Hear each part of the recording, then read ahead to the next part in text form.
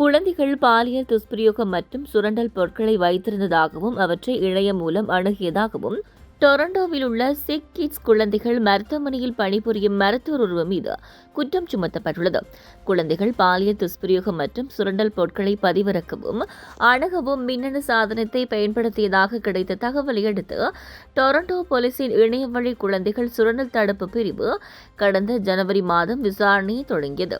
பிப்ரவரி மாதம் the hospital for sick children மருத்துவமனை வளாகத்திலும் சந்தேக நபரின் தனிப்பட்ட வீட்டிலும் புலனாய்வாளர்கள் சோதனை அறிக்கைகளுடன் சோதனைகளை நடத்தினர்.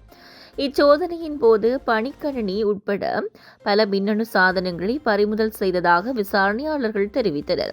செவ்வாய்க்கிழமை டொரண்டோவைச் சேர்ந்த 44 வயதான திலான் திசாநாயக் என்ற மருத்துவரை போலீசார் கைது செய்தனர்.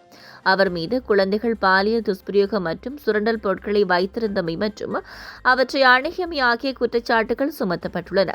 இக்குற்றச்சாட்டுகள் இதுவரை நீதிமன்றத்தில் நிரூபிக்கப்படவில்லை. கைது செய்யப்பட்ட நபர் செவ்வாய்க்கிழமை நீதிமன்றத்தில் ஆஜர்படுத்தப்படவிருந்தார்.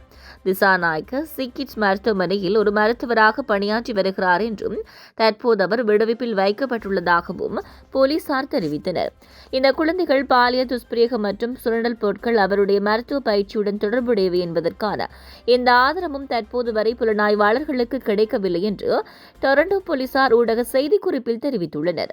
இக்குற்றச்சாட்டுகளால் தாம் மிகவும் அதிர்ச்சியும் மனவேதனையும் அடைந்துள்ளதாக the hospital for sick children மருத்துவமனை அறிக்கை ஒன்றை வெளியிட்டுள்ளது. இந்த செய்தி கவலை அளிக்கிறது என்பதை நாங்கள் புரிந்து கொள்கிறோம். எங்கள் நோயாளிகள், குடும்பங்கள் மற்றும் ஊழியர்களின் பாதுகாப்பும் நல்வாழ்வுமே எங்களின் மிக உயர்ந்த முன்னுரிமையாகும் என்று அதில் குறிப்பிடப்பட்டுள்ளது. இந்த செய்தி உள்ளிட்ட மேலதிக விரிவான செய்திகளுக்கு www.behindmenews.org என்ற எமது இணைய பக்கத்தினை பார்வையிடவும்.